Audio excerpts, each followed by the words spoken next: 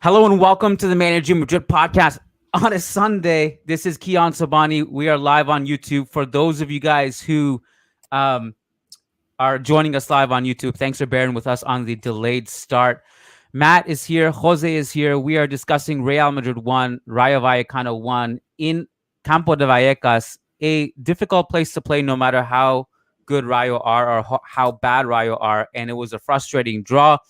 And we are going to get into it. So, uh, Jose, we're going to start with you because you and I also were supposed to record from Valdebebas yesterday, and I couldn't. And I know you probably had a bunch of preview stuff lined up to talk about Rayo Vallecano, what to expect, key players, key matchups, what are they going through? What was this today that you saw in terms of your expectations of how the game was going to go? Yeah, I mean, the best way I think to summarize this game is that this is a game with a Real Madrid squad that's probably tired from the last week, still dealing with injuries. There were some rotations that have affected. I mean, some changes due to rotation, some changes due to injury that affect how the team normally would work.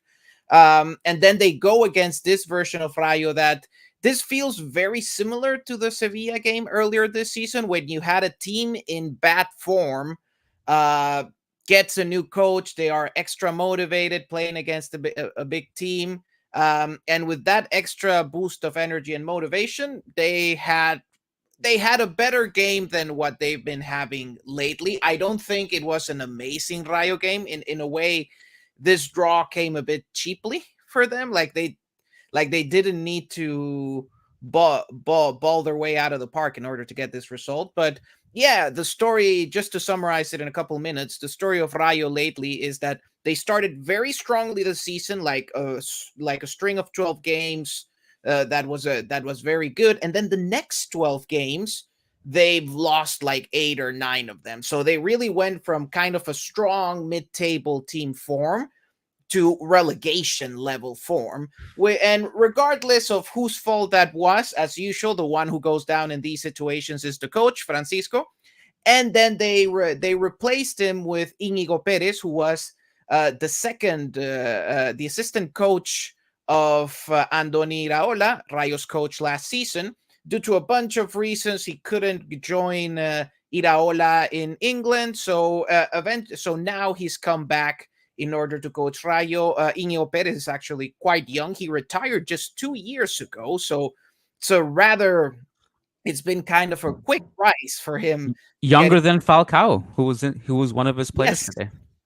Yes. So he got into a head coaching position quite quickly. And of course, it's kind of changing Francisco in some ways, I thought was a bit much, but at least they replace him with someone who can provide continuity, because in the end, most of the players, they already know him, they already have a relationship with him. So it seems like a change that's not gonna change that much, because even Francisco was just giving continuity to what was happening with Iraola. So it hasn't changed that much. I think what we saw today, there were like some tactical tweaks, like some small lineup changes, but broadly the team is playing very similar to how it was playing before. There wasn't any major change today. The biggest things in the lineup were that center back Aridan Hernandez, who had been in kind of poor form lately, started this time. So kind of a show of confidence from the coach. It's like, I think you're doing badly, but let's put you in. And then Raúl de Tomás, who hadn't been playing that well and had been dropped from the lineup recently, he got put back into the starting lineup. I think those are the main things that called my attention from this Rayo lineup. If you're an opposing coach facing Real Madrid, the number one thing on the tactics sheet should be play every single player who has previously played for Real Madrid. That is the ultimate hack. Ewan McTeer put out the stat on Twitter that every single goal we've conceded in La Liga, half of those goals we've conceded have either been an own goal or from a former Real Madrid player, which is basically an own goal as well. So half of our goals conceded have been from those particular players. Matt, Raúl de Tomás, former loan tracker great. Uh, Heard us from the penalty spot today and did some other things too. What were your thoughts? Yeah, I mean, I was lauding the lone trackers midweek with Lunin and Brahim's performance, and then of course it comes back to bite us this weekend. I think, I mean, if you take a step back and think about the lineup today, we probably only had 3 players who would be in our starting 11 on a normal day. You had Vinny, Valverde, and then one of Chua Camavinga. I don't think they both get in when we're at our peak starting 11. So only 3 players there.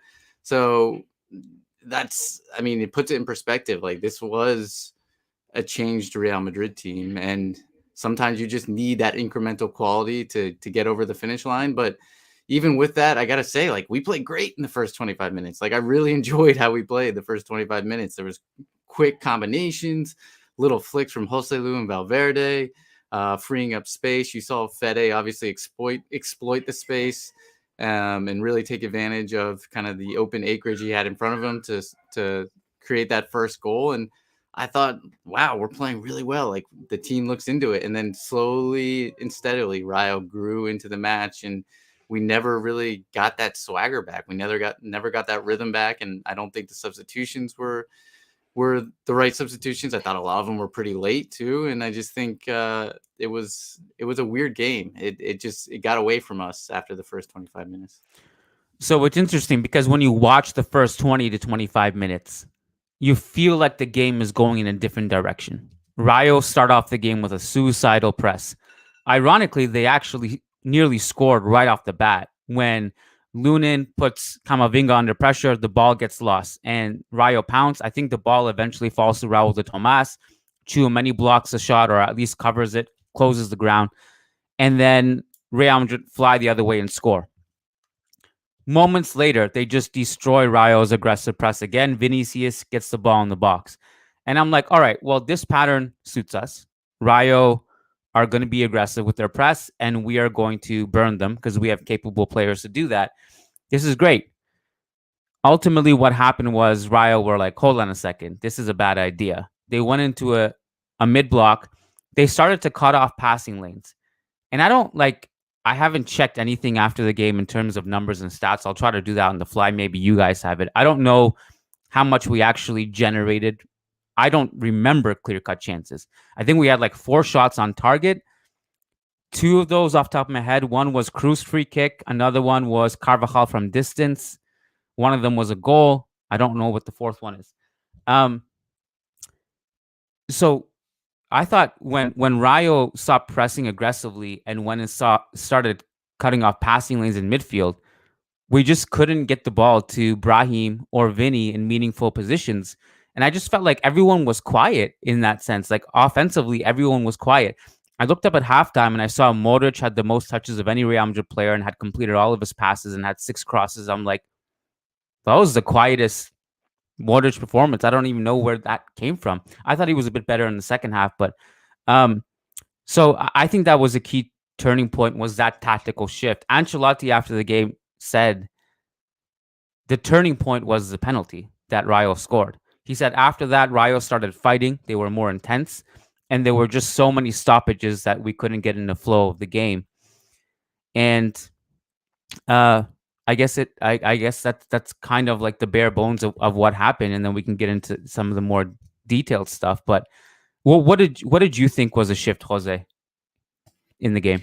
Yeah, I do agree that the shift was really the penalty goal, most of it. I do agree with you in the sense that Rayo started being a bit more aggressive at the beginning. Then Real Madrid was playing through them in those cases and exploiting the space behind it. And it actually got better for them once they took a step back, defended in a bit more of a compact way, and then just tried, like, instead of trying to bite the defenders too aggressively, then they went more for like making sure that the midfielders can't receive very comfortably. And especially like it felt like at first the objective was like, let's cut kind of the passing from defense to midfield, and then over time they shifted more like, let's cut the passing from midfield to attack, and they were quite successful at it. So I was looking at the touches precisely because I felt like the forwards had a relatively quiet game. Normally, guys like Vinicius, they average around 50 touches, 50, 51 touches a game. Average is 58. This time around, both of them were around 44. So lower than, it wasn't really bad, but it was lower than average. And just in general, you could feel like the ball was not, you could see that the ball was not getting to them that often. Then the thing that I think I remarked that I remarked on Twitter a bit was that I'm not sure how I feel about the composition of this midfield, in the sense that I think right now Modric was having a rather quiet game, and I think part of it was due to the fact that he had like the more advanced role. So it was Camavinga, and so in the end, this was kind of a 4-3-3. So mostly Modric as the left interior, mostly Valverde as the right interior, and then Camavinga more as the six.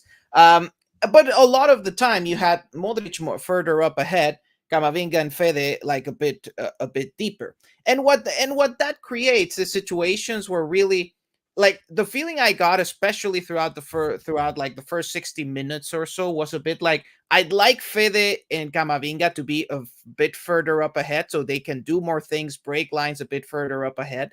Agree. Like that. Well, the goal came precisely from a situation where Fede was actually further up ahead instead of in a deep area, and we didn't get to see those kinds of situations very often because the way that midfield was distributed was more like Camavinga and Fed in deep areas and Modric up ahead. I would have liked to have more situations where, say, Modric dropped deeper and then the other two went forward. We saw a bit more of those sequences in the second half, which is why we started seeing Modric have a bit more of an impact in the second half. But yeah, it's just like it's a midfield trio that didn't quite work the way you'd want it to, ideally.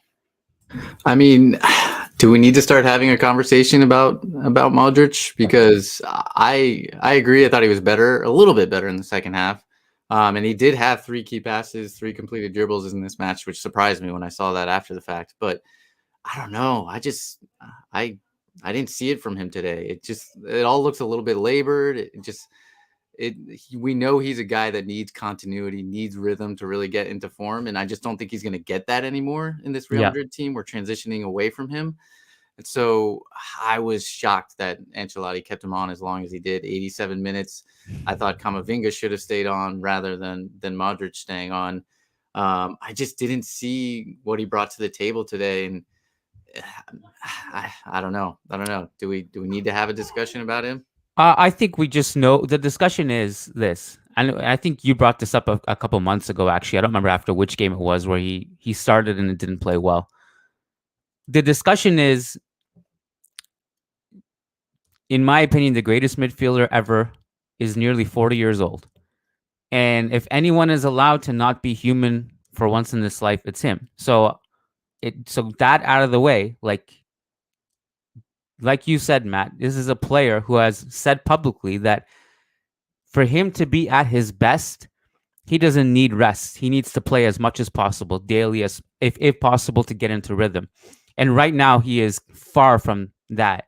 And you can't start him over Kroos or any of these young midfielders because you just can't. Because it's just a different era right now. And I thought we really missed Kroos today. I know he eventually came in, but I think also just there were some moments where we had lack of composure coming out of the back, and the tempo was labored and it was a bit rushed. Like, for example, we had a few long balls coming out of the back, which were just kind of desperate heaves of getting past the pressure and not really building up the way we normally would with someone like Kroos in the team, which is, a whole discussion is like, when this guy does retire, like what is this going to look like? But that we'll cross that bridge when we get there.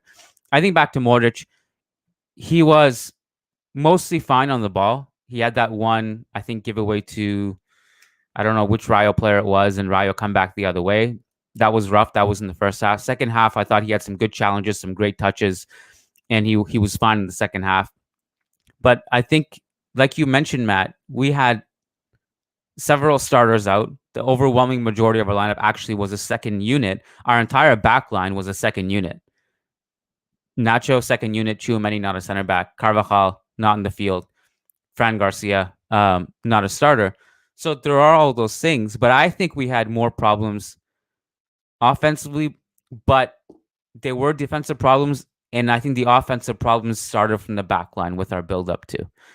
And it was tough. Like it's really rare to see us not doing anything on the left. Like I think our attacking distribution was almost equal from left to right in the first half, at least. Possibly even more on the right side, where Vasquez was making overloads and Brahim and Fede were combining. I'm honestly shocked that the game twisted as much as it did after the first 20 minutes, where I thought like this is in control. Yeah, I mean, and I think. Oh, go ahead. Well, no, just quick. Go ahead, actually, because I kind of have a separate section on the left-hand side. But go ahead, Jose. Yeah, because I also get that like going back to the Camavinga conversation. Like I think that part of the issue was that it always felt to me that he was starting from too deep in the field. So he does his run, but instead of taking you from, say, the midfield line to the edge of Rayo's box, it takes you from like the edge of our box to midfield. So it's like you lose like a solid 20 meters there that maybe you could have gotten them if he'd received the ball further upfield. Those were some of the issues I had. And sure, maybe if Rayo are pressing you a lot the whole game, I can understand him getting the ball there, but especially towards like the second part of the game, like especially like after a 30th minute or so, Rayo was not pressing that high. So he could have received the ball in better positions. He could have received the ball further upfield and then tried to drive the ball forward, but he didn't. So he always had to start from kind of a very deep position. And I do agree also with the Modric bit of like, it's kind of like, I think as part of the rotation, it makes sense for me that he would start, but I think at some point, like I was surprised that he played for all 90 minutes. To me, for example, the substitute, like I wanted to have Kroos in, but to me the change was like Kroos for Modric.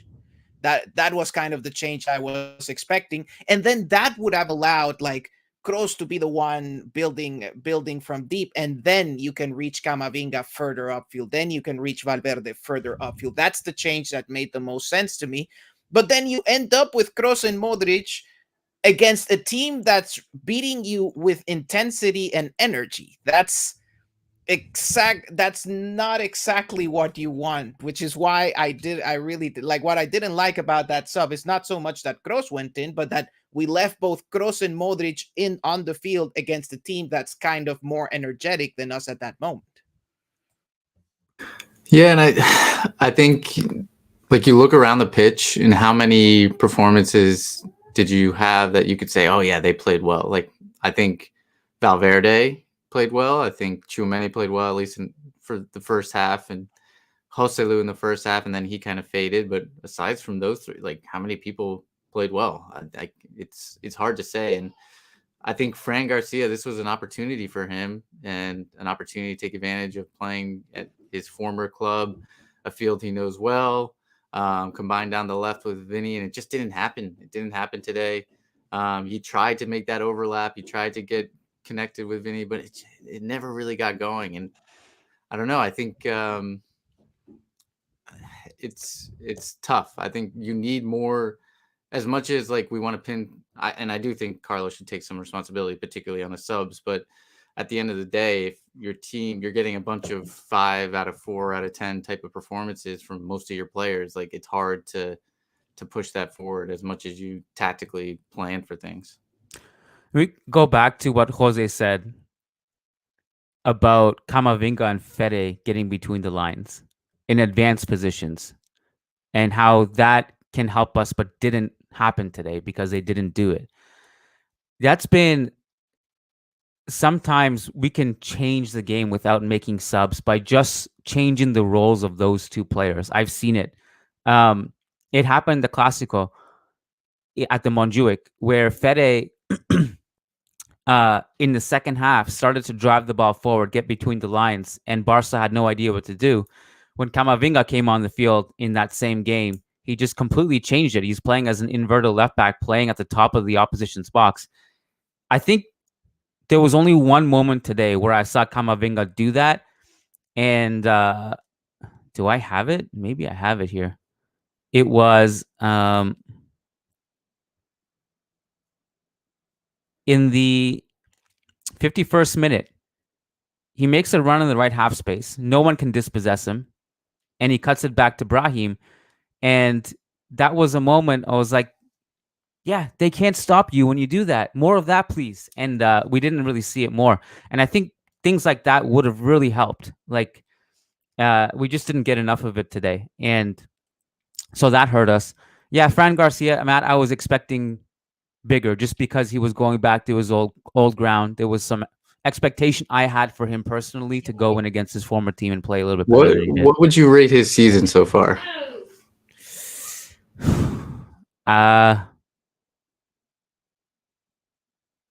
Based on my expectation, he has underperformed my personal expectations from him after watching a lot of his performances at Rayo last season. But I think he's had some good performances, and he can still come good. But up until now, I'd say mixed bag. Yeah, I agree. Yeah. I think the leash has been longer with him because we know what he's capable of, and I think we've seen that at Rayo over a couple seasons. But I mean, as Mourinho famously said when who was it? What was his name? The right winger who came from Getafe. And he called him. He's not Pedro Leon. Pedro Leon, yeah, Pedro Leon. Yeah. He's not Zidane. He's not Maradona. Like the step up from a team club like Getafe to Real Madrid is massive. Of course, And I feel like we're seeing that. Even like we've seen that a lot in Real Madrid's history. Yaramendi, like I always make that parallel. There's like tons of them. Yeah. Yeah, it's hard to make that step up, and so I'm just questioning it with, I know I've brought this up on the podcast before, but I really like Fran Garcia. I want him to do well. Like I thought he was a great option to pick up from Rayo. Made tons of sense, but I just haven't seen it this season. I'm getting concerned. Like there's been, like you said, Kiyan, there's been some games where you're like, oh yeah, this is Fran Garcia. This is what we want to see more of. But it's just been so patchy, and I want him to really prove that like he's got the mentality to play for this type of club. Just wanted to give a quick shout out. Naman, new member. Welcome to our YouTube membership program. Sheikh Atiri, you know I can't read that on air. That doesn't contribute to the podcast at all. I'll give you I'll give you a $5 e-transfer after the podcast. You can have it back. Yeah. Okay. So back to the game.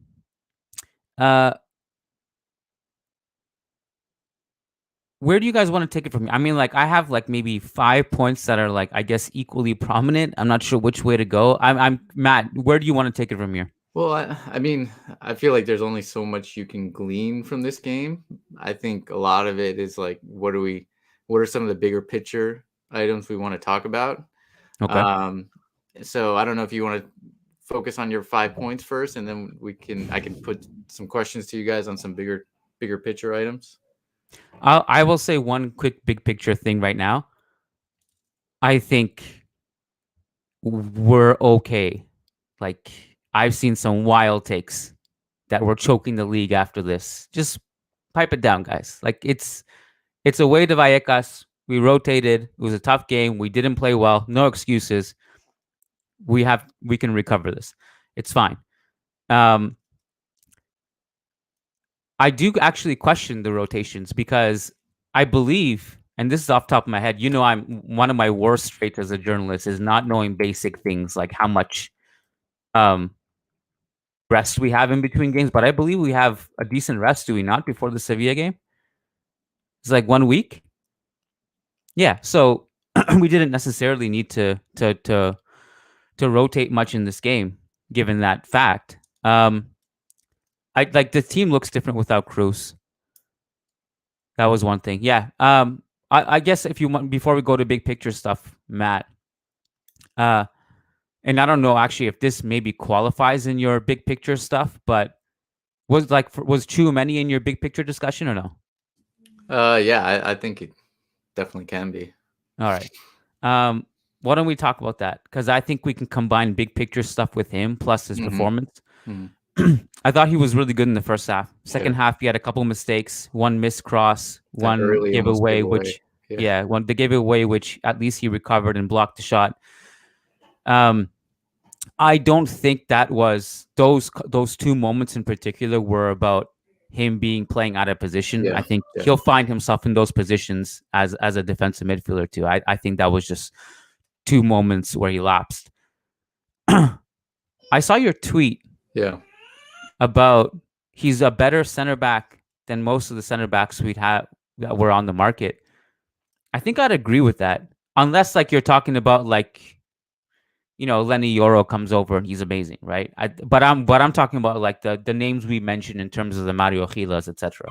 Yeah, that's what I'm referencing, and I think like you get the Lenny Yoro in January, you're paying big money for that, rather than waiting this summer or potentially on a free the following summer. So, but yeah, the Mario Gilas, like the bringing back Vallejo, the Rafa Marines, whatever you want to call it, like would those guys really play over Tchouameni? Not in this form. Like I don't think like they would just be coming back to sit on the bench. I mean, yes, it'd be nice to have that additional depth in case Tchouameni got hurt or Nacho got hurt or whatever it may be, just to have one more option. But I think like that's where you can ideally pull from Castilla, even though it seems like all their center backs keep getting injured too. So yeah, I mean, I think he's been like, it's hard to criticize.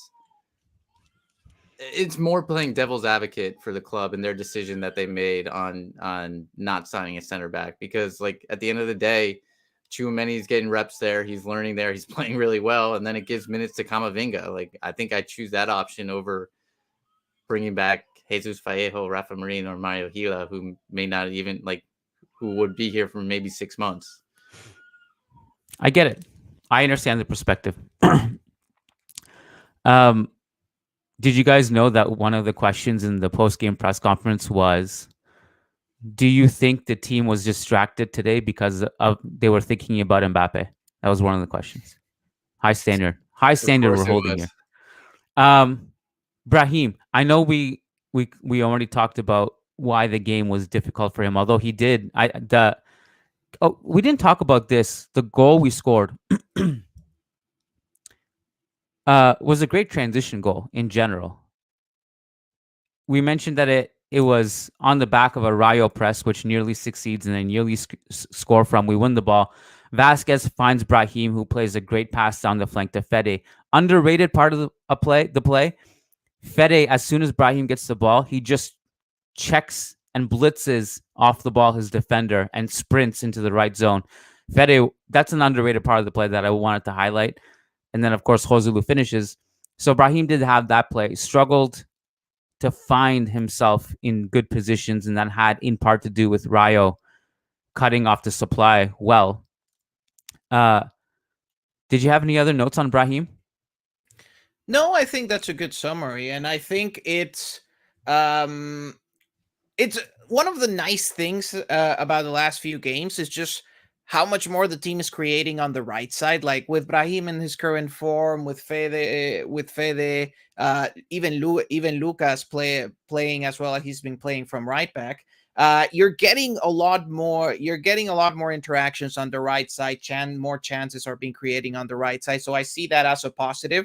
Then, of course, the reason they managed to take advantage of it is because Rayo was pressing a bit more aggressively. So you could take more advantage of the space behind their pressing lines. Then as Rayo took a step back, same thing as what happened on the other side. Like, it just gets harder to find Fede, to find Brahim in good positions where they can make those kinds of runs. So, and in the end, the team never found solutions to that, right? The team never found, you didn't even get because it would have been nice if you had situations where, say, you try to keep the ball a bit on the back line, attract their pressing, and then try to send something in behind. Even the balls in, because the team tried sending balls in behind it. You even saw situations where, say, Camavinga or Valverde try to do like a switch of play, and it just doesn't have the same impact. One, because of how Rayo was setting up. Two, because you don't have the precision of a Toni Kroos to hit to hit that ball the same. So even the team tried sending long balls to take advantage of it and find the forwards, and it just didn't hit that well. Like they didn't take advantage. Like there were some runs, but they weren't in such a great position, or there wasn't that much of an advantage. So it was just to set up. Like, I think the forwards didn't have a great game. Particularly in the case of Brahim, I think he was doing well. It's just the ball didn't reach him that much. In the case of Vini, I think the ball also didn't reach him as much, but he had a worse game. Yeah, and I think with Brahim, I liked when he picked up pockets in kind of like the right half space, more so than when he drifted wide. I think he struggled to really make an impact when he drifted wide. And I mean, one of the comments we have here on the YouTube chat said he took some shots when he probably is better off passing, and I actually agree. I think there were a couple opportunities where he took a shot and the pass was on. And I mean, you could say especially after the Leipzig game and some of his opportunities this season where he's pulled off those shots, that hey, he's earned the right to take that responsibility on and be a little bit more selfish. But I think I don't know. He's just another one of those guys I pick out from this game where it's just kind of a so-so performance. I think you would think, particularly in a match at Vallecas against Rayo Vallecano, like the type of player that Brahim is, he would excel in these tight spaces and against a deep block, and like obviously a smaller pitch. I mean, his technical skill set just is a class above most. And I feel like, to your point, Jose, we probably didn't get him the ball enough for him to show that off. And I would have liked him more in central pockets rather than out wide. Yeah, and in general, I think, for example, the whole thing about, say, Brahim going for the shot instead of the pass, I think it's a common theme across the team today of like just lacking composure, where you could have used the pause and the extra pass. People went for the shot for the immediate long ball instead of for the desperate long ball. So they were trying to force it. It was a bit desperate, and I think everyone in the team was a bit like that today. Yeah. No question. I think that the solution to a lot of this was getting players in advanced zones, better moving between lines, and again, keep going back to it. That Brahim chance that Camavinga created in the 51st minute. That was the only time I can remember us actually doing something like that, and we just went away from it after it worked. So getting like the solution to me to getting more space for Brahim and Vini to do what they can is to get those players like Fede and Camavinga higher up the pitch. The few times we did it, it worked, and we just didn't have it as much. Going back to what I said earlier today, let me see if I can. This is the first time I've done this on StreamYard, so here we go. Can I share my screen? Screen sharing is easiest with 2 monitors. Well, I don't have that. Do I just risk it for the biscuit? Don't share these tips again. Share screen. Can you guys see my screen? Not yet? How about now? Yeah, now we can. There we go. Okay, cool. Whoa, this is like Inception. Okay, this is the tab I wanted to. So this is Understat. So we got going back to those 4 shots on target. I was trying to figure out. I got like 3 of them. I couldn't remember the 4th one. The 4th one, of course, was this one, the Joselu chance at Brahim. That was a really good Brahim play, actually. It was a brilliant turn by him, and he just slips in Joselu in the right half space, and just outside the 6-yard box, Joselu hits it first time. That's safe. So that was one shot on target. The other one was this one, Cruz, with the left foot. This one, the direct free kick, he strikes it well. And the 4th one was the goal. So that's it. Those were all the shots on target. That's all we could come up with. So in terms of clear-cut chances, really, apart from the goal, there wasn't anything else we created in terms of clear-cut. You can maybe argue these 2 here, but not really. Fede hits the post, but I'm not going to count that as a clear-cut chance. That was just a crazy hit. So, yeah, not much happening there. Yeah, and for Rayo, and as you can see there, Rayo's XG is mostly from the penalty. So you subtract like 0.75 from that, and what you have left is basically like 0.40 xG generated. So it's not like Rayo created too many clear-cut chances today. Like whatever defensive issues could have been today, there were, especially after Rayo's goal, there was really a phase where like Rayo was landing like some fast attacks. They couldn't quite finish it. Our box defending was decent. So that's when Rayo did the most damage offensively. But all in all, but then in the second half, it kind of calmed down, and Rayo barely got anything. The bigger issue today was just creating chances, like Real Madrid creating chances, which is what just didn't happen. The penalty, that was I didn't get much. If there was any outrage, I don't know if there was, but just in case, so I was fine with that call, that being a handball. I don't know if how you guys felt about it, but yeah, I think it was the right call. Yeah, the Carvajal red card, his second yellow. I kind of like, so Ancelotti was saying after the game that he was kind of disappointed in the fact that the players argue and pick up these silly yellow cards. I think he was more upset about the first yellow card, about Carvajal for dissent, rather than the red card offense, the second one, which the Rayo player makes a complete meal out of it. He doesn't even get hit in the face, but Carvajal does get sent off, so he'll miss the next game, and Camavinga misses the next game too because of yellow card accumulation. So we're missing those two guys against Sevilla. Any thoughts on red card, dissent, yellow cards? I mean, we can argue whether or not Carvajal deserved the red card or not, or the double yellow. But I think what Ancelotti says, what's true, is that I think too often we're getting these yellow cards due to dissent, due to petty little things. Like, I think the team needs to maintain their discipline. It's like what Jude Bellingham has had to already serve a suspension for 5 yellow cards. I think probably half of them were for dissent. Same thing. I don't know if Vinny's had a suspension yet, but I feel like all his yellow cards are for dissent. Carvajal. So I think we need to be like, that's stupid, petty little things that, yes, I know it can be extremely frustrating trying to play with these La Liga referees, but that's just the reality of the situation. And I think constantly bickering, constantly getting in fights with the referee isn't going to help our case at all. Like Vinny's best game was last weekend against Girona, where he had none of that. Like, there was no bickering with the referee. Obviously, Girona didn't foul him at all, which was one of the differences.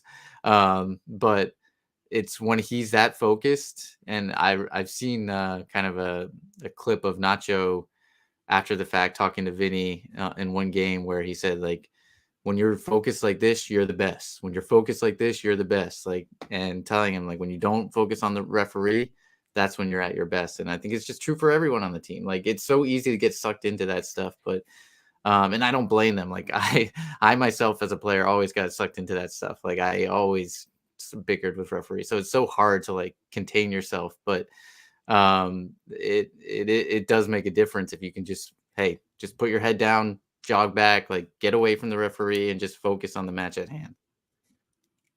Yeah, and in the end, and that's kind of the annoying thing towards the end of the game, right? That like it didn't, honestly, it felt like this could be played for another 30 minutes and team wasn't going to come any closer to scoring.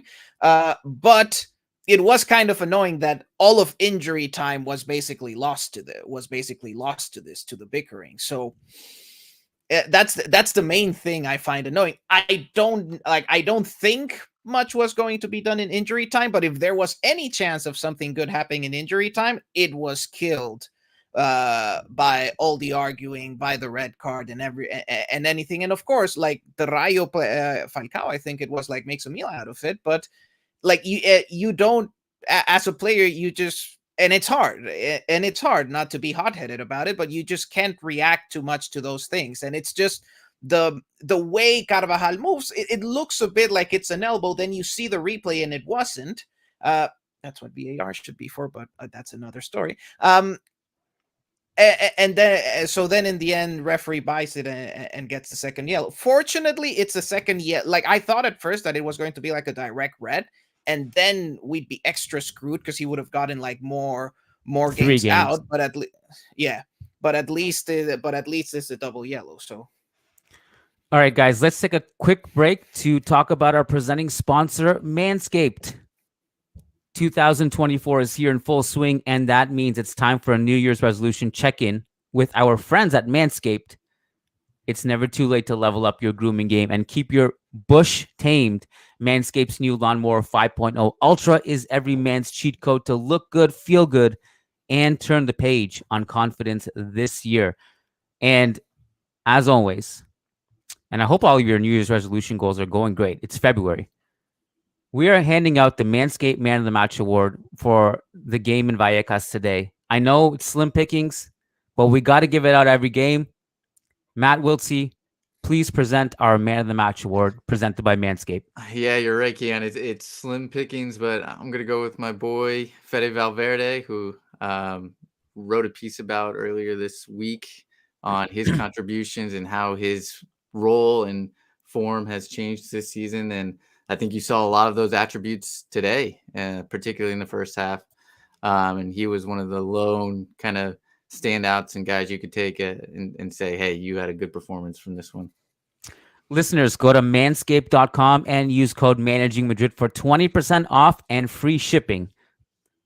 Go to manscaped.com, use code Managing Madrid for 20% off and free shipping, and you can perform like Fede Valverde.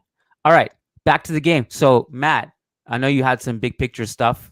Did we go over all the talking points? Or I'm assuming you have a few more. Yeah, one thing I wanted to kind of bring up to you guys and just get your thoughts is obviously Joselu's goal contributions have been massive for this season. Already 8 goals in La Liga. He brings a different profile. His aerial threat is, his heading ability is one of the best in La Liga, if not in the world. And he's been huge for us. And I was thinking to myself, he's been what we've wanted for so long from that backup striker position, with like every year pleading for the club to sign a guy like him and contribute like he has. But I was thinking to myself, if he was playing backup to Karim Benzema in the 2021-2022 season when Karim won the Ballon d'Or, or any of his like prior seasons, probably except for last season, would he have scored this many goals? Would he have gotten this much minutes? Like, how would we be thinking about him? Or would he be kind of viewed as another Mariano Jovic? Or do you think he would have been able to still make it work with a lot less minutes and a much kind of more diminished role? My assumption is if we had Joselu over Jovic and Mariano in those years, I think he would have produced. Joselu would have been more productive. We have to assume that. I mean, maybe it's the fact that his profile is such that, again, even when we had Benzema wasn't this type of player.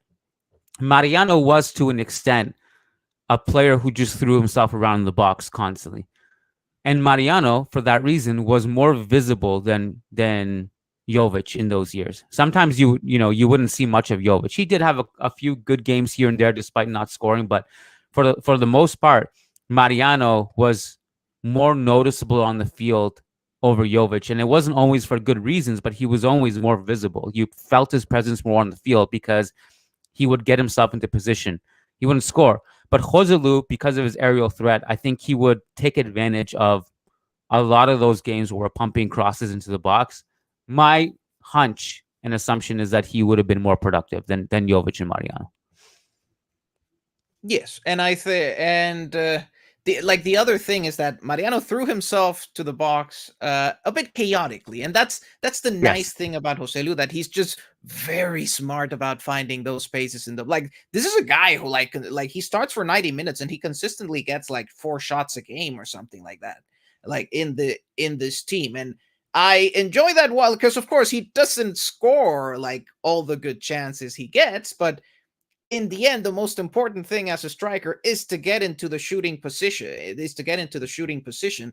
And he's very good at it. And that's the thing. Like, he gets the service, and he's in the right spot to receive that service, and doesn't always score them, but he gets the shots off. So I think that's extremely valuable. I have a feeling that if the club put him in a position where it's like, well, you're just going to get like 600 league minutes this next year, he might still take it. Say, like, if, because this year, of course, he's had a lot more playing time given the current situation up front. Next year, it might be different. I still think it would be valuable for him to stay here, because even say you let Joselu go, and then you keep Brahim, then you would have Rodrigo, Vini, Brahim, who potentially, and then you'd have like 4 forwards who are rather similar, like just dribbly wide forward types.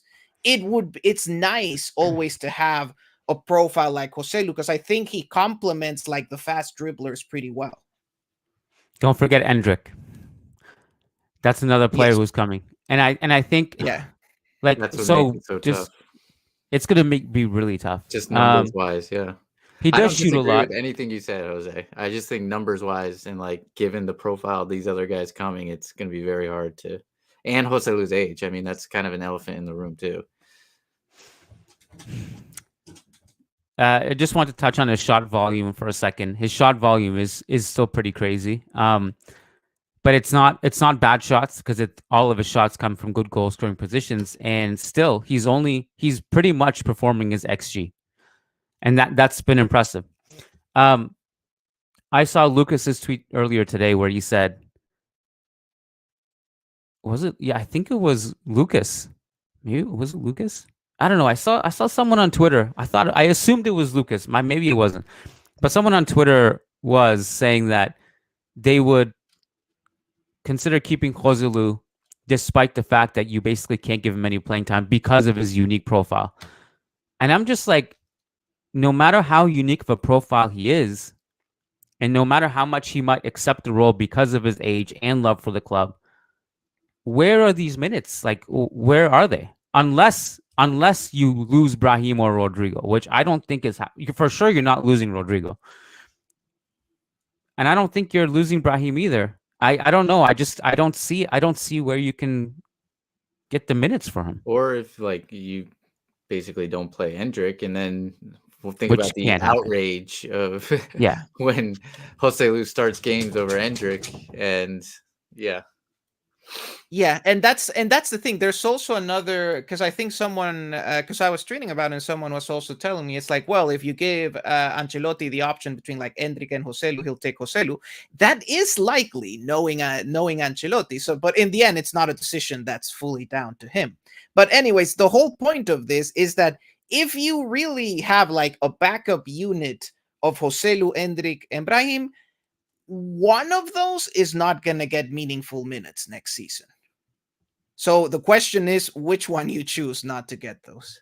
Well, and then the other option too, obviously, is, and this was one of the other big picture things I want to talk to you guys about, was Arda Güler. Like, he's already struggling. Like today, 5 minutes. Ancelotti has pleaded with everyone for patience. He almost says it every single press conference when asked about Arda Güler, and I 100% agree with him. Like, we don't need to rush this kid. He's 18, teenager coming off a huge injury. At the same time, I've been a little bit surprised at his lack of minutes, and he hasn't even started a game since that Copa del Rey match against the Segunda B side. So it's been tough going for him. I mean, I think there's just no role. The roles were already carved out at the start of the season. So really missing preseason, missing the start of the season, that hurt him. Yeah, it hurt him. You've got even Lucas Vázquez has a role where he comes in when we are maybe defending a 2-0 lead, and he'll play right mid to kind of lock down the right side. Like, even that's a role that Lucas Vázquez has carved out for himself this season.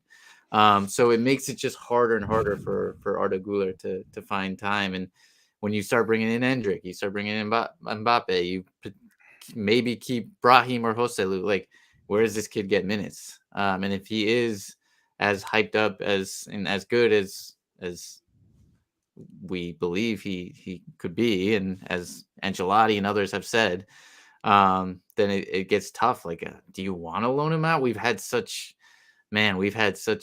just Hit and miss. yeah, and like it's hit or miss with loans. So we've seen that over the years. Like, do we take that risk? He can join the long list of left-footed right wing loanees who cut in and can play the 10, who just go out and never come back, like Kubo and Odegaard. It's a tough one because Ancelotti is completely right when he says you got to have patience. He is only 18. I've seen people say things like, well, look, Vinicius and Rodrigo weren't playing much at the beginning. Actually, Vinicius, comparatively speaking, they played a lot more. They played a lot more than this. And I know it's, Güler has injury problems, but and he has players to leapfrog, but that's part of the situation, right? And that's why, like, Vinicius was needed right away. Solari was like, man, this team desperately needs you. You're not playing Castilla anymore. And he was just wreaking havoc from day one. Under Zidane, he lost a bit of playing time, but then it came back.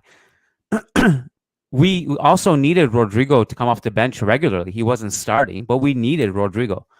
Güler is in a situation where Brahim is playing out of his mind. We have Rodrigo, who's established. We have Vinny, who's established. We have Jude, who is untouchable. Then you have Mbappe coming, probably. You have Endrick, who needs playing time. So, like, it's fine to say be patient with Güler, which I still agree with, despite saying all this. But you have to, if you're going to say that he'll be fine and he'll play next season, you have to tell me whose minutes are you taking away in order to accommodate that. And if you're saying put him in midfield, well, now you're changing his role and putting him in a position where it's already cluttered, because Mbappe affects the midfield too. Because if you want to play these guys more in attack, like Rodrigo and Brahim, and not bench Rodrigo, for example, for Mbappe, then you have to put Jude in midfield. You put Jude in midfield, now you have a million players in midfield who need playing time. So you got to tell me whose minutes Güler is going to take. And unless you just say, like, well, the cream rises to the top, Kiyan.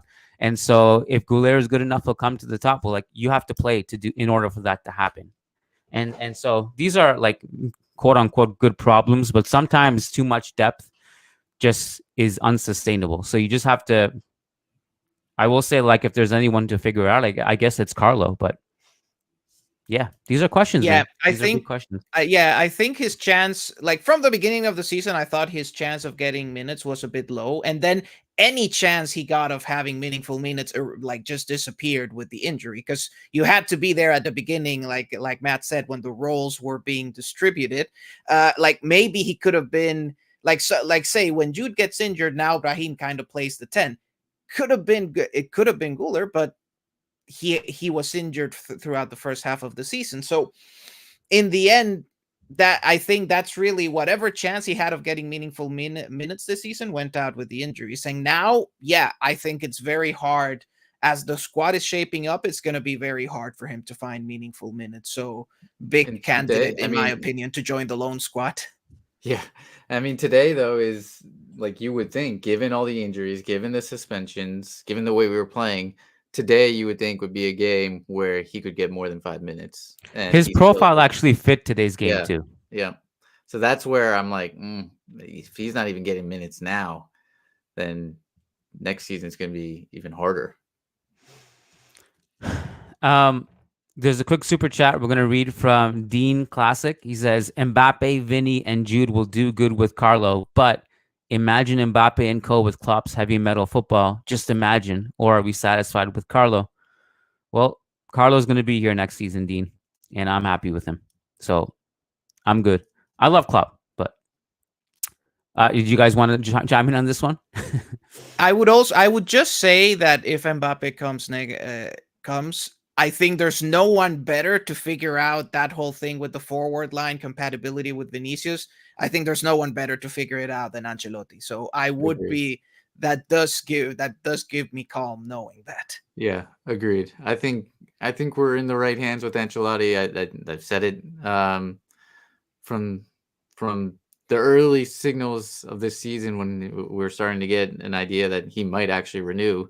I've kind of been Team Ancelotti and really interested in how this third year would go. And I mean, knock on wood, so far it's been a solid season, and I think I'm curious to see how his extended time in Madrid goes, and with potentially another player to try to add to this depth chart, and one of the best players in the world to try and mix in with the likes of Jude Bellingham, Vinicius, Rodrigo, etc. So it's gonna be interesting. Matt, did you have any other big picture stuff? No, those were kind of the top of my mind. I don't know if you guys have anything else that's been top of yours. I'm gonna scan my notes really quick. What do you have, Jose? I think someone in the comments, I think it was Joshua Pedrosa, had asked, like, okay, so in like scale of 1 to 10, how worried are you about the league with this? I put myself kind of at a 4 or 5 out of 10, like just not like, of course, a bit concerned because in the end, the distance might get smaller this weekend, but all in all, I don't think there's any reason to be in red alert. I mean, I think a very good point was made at the beginning of just how heavily rotated this lineup is. And I think there's going to be eventually Jude will come back. Hopefully at some point Tchouameni can go back to midfield, because as much as he's been doing his best at center back, I think the team also misses him at the 6th position. Like if you can go back to the standard midfield, things will get a bit more solid defensively and also in attack. So I think this is just a normal temporary dip, given the fact that the team left a lot of energy in that final against Girona last week, Champions League, all the injuries. I think this is still a temporary dip, and there's no reason to worry about this for much longer, I hope. I agree. And I think Girona play tomorrow against Athletic Bilbao in Bilbao. That's a very tough game. So there's banana slips for them too. So I think we're okay. We need to get these players healthy though, so that we can, when we do rotations, we have still a core group of maybe 4 or 5 players that would be bona fide starters every time we rotate, and you just kind of rotate around that. I think that's really important. So let's get these guys healthy, consistently healthy for a stretch here. Wow, this is very reasonable. You guys are not Madridista, man. I would sell Tchouameni, Camavinga, Vinicius, and I would bring in Jose Mourinho. What if Barcelona had hit their expected points? What about that? Just like Xavi said, right? His next thing should be, he should mention expected moral trophies, moral victories. He literally every press conference, he's got something new that he brings out as an excuse. It's truly, it's incredible. Here's a good. Go ahead, Jose. Do we gonna jump in, or Matt? I was just gonna say, I think of because I feel like Raul and Xavi are the 2 icons, especially during their time. And if Raul were Real Madrid manager, and even if he had an experience like Xavi's had right now, or a run of results and just a bad time, he would never make these excuses. He would no. It's just it's crazy. Anthony Tharp brings up a good point that I'm surprised we didn't bring up. I kept on trying to bring up, but then I forgot about it. Anthony says Real Madrid sleepwalking through early kickoffs, a tale as old as time. The real concern is starting the match a goal down next weekend versus Sevilla. Is next weekend's game early too? But you know what? The game against Sevilla, it's at the Santiago Bernabeu. Yeah, so games against Sevilla at the Santiago Bernabeu are always fun games. I feel like they just turn into that's a 9:00 game. Then we'll be okay with that one. Yeah, 9:00, nice and late. Yeah, these early games are always lethargic. Yeah, Sergio Ramos' homecoming, as Anthony Tharp points out. That's right. Yeah. Oh God, a set piece goal. Here we go. Yeah. he'll get a good ovation from the Bernabeu. Remember how close he came to scoring the game winner against us at the Sanchez Pizjuan? Yeah. He scored the header, didn't it hit the bar? Yeah. He played great that game. What type of reception do you think he'll get? I think it'll be good, right? Oh, it better be amazing. Yeah, it better be. Yeah.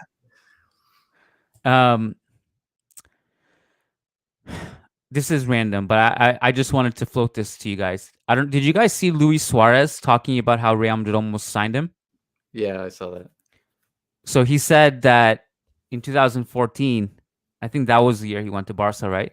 He said that Real Madrid wanted to sign him, but couldn't sell Benzema to Arsenal. And also after his biting incident, Real Madrid lost interest a little bit, and he went to Barcelona. But I thought that was hilarious that one, Barcelona looked at the bite and were like, yeah, higher value, we'll take him. And then Real Madrid were like, he's yours. But I was just thinking about that alternate universe because like Benzema's stock for a while was pretty low with Real Madrid and its fans until really when Cristiano left. I think that's when we started to realize and appreciate him. And obviously he just played better when Cristiano left. But what does that timeline look like if you sell Benzema to Arsenal and get Luis Suarez in 2014? I think it doesn't look that different from the timeline that actually happened, because what you might have had was in that moment like a stronger Real Madrid for like the next 3-4 years, maybe stronger than it was with Benzema in that moment, because he didn't have that like a good, for example, 2016 to 2018 period. But then Benzema aged much better than Suarez did. Yes. So in the end, I feel like it would have come kind of around the same. Maybe it would have helped you win titles in that period, but then he would have aged poorly after 2018, and you would have been kind of in a tough position anyways. While with Benzema, the opposite happened. Maybe that period before 2018 wasn't good, and then 2018, 2023 was incredible. So yeah, I 100% agree with that. Yeah, I mean, I think there's a couple things. Benzema aged better and was a better big game player, even when Suarez was in his peak. Like the Champions League numbers that Benzema put in the knockout stages and overall were like Suarez doesn't have a great track record in knockouts in the Champions League. And obviously post 2018, we desperately needed Benzema. I think in terms of, because I know a lot of people will say, well, Benzema wasn't playing that well, but he fed Cristiano Ronaldo a lot of goals. And I think Luis Suarez is one of the better link-up strikers of the generation too. I think like between him and Cristiano would have been very interesting. I think it would have been fine. But you rightfully point out, I think it's the post 2018 window where Benzema just aged way better than Suarez did. All right, guys. Anything else before we wrap it up here? Good. All right. We're good. What's today? Sunday? Monday, tomorrow I'm traveling. I think Tuesday we're back. We're gonna do Lucas. Well, let me just check. I have this all mapped out with this new format. Oh, I closed the tab. All right, but I think we're doing something Tuesday, live on YouTube, and also we posted on the podcast feed later. If you guys are listening to this podcast at home later tonight or tomorrow morning when you're driving or cooking or whatever, consider just hopping on YouTube next time and joining us live. It's pretty fun. And as a reminder, if you join this live YouTube late and you miss like the first half or whatever, or you just couldn't make it for the whole thing, this gets posted on both the podcast feed, Spotify, Apple, wherever you get your podcast, and also on YouTube itself. Jose, thank you. Matt, thank you. Listeners, thank you. Much appreciated. And peace out. Thanks, guys. Take care. Yeah. thanks. See you guys.